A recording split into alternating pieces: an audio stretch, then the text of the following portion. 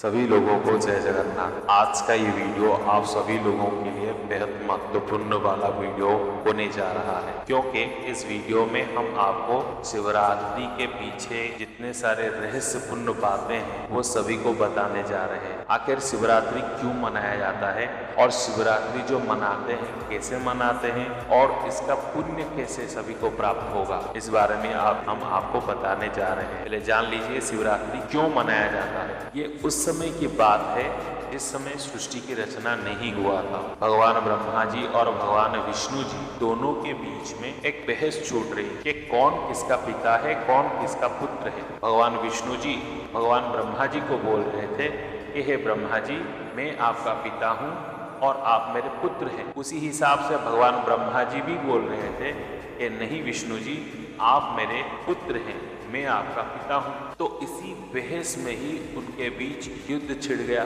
तो उसी युद्ध को रोकने के लिए भगवान शिव जी अपने निराकार स्वरूप अग्निस्तंभ लिंग के रूप में उनके बीच में प्रकट हो गए। उसी बीच जब वो अग्निस्तंभ में प्रकट हुए तब भगवान ब्रह्मा जी और भगवान विष्णु जी उस अग्निस्तंभ को देख के आश्चर्यचकित रह गए कि आखिर ये अग्निस्तंभ है क्या। तो उसको जानने के लिए भगवान ब्रह्मा जी उस अग्निस्तंभ के ऊपर की ओर गए और भगवान विष्णु जी उस अग्निस्तंभ को देखने के लिए, जानने के लिए उस अग्निस्तंभ के नीचे की ओर गए।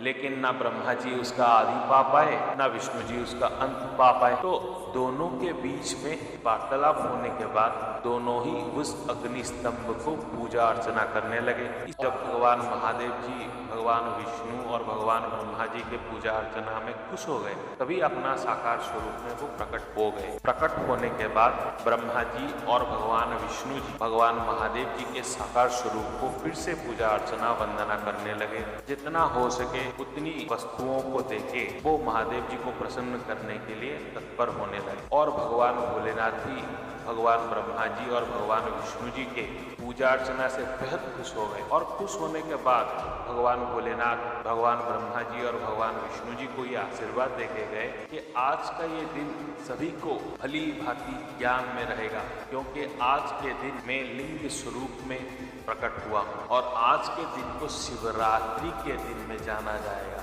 यानी आज की स्थिति को शिवरात्रि के दिन में सभी लोग जानेंगे। तो ये तो रहा शिवरात्रि के बारे में।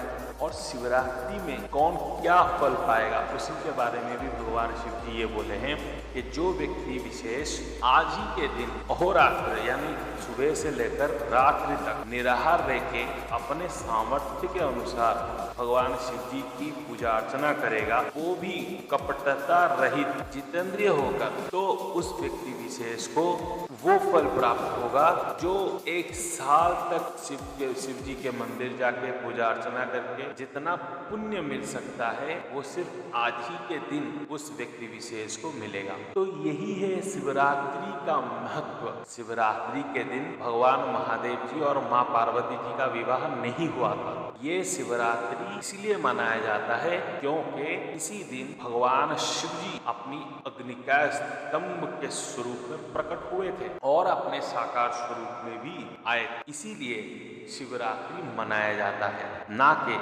भगवान शिव जी और माँ पार्वती जी के विवाह में। तो ये आप जान रखना बेहद जरूरी है। जय जगन्नाथ।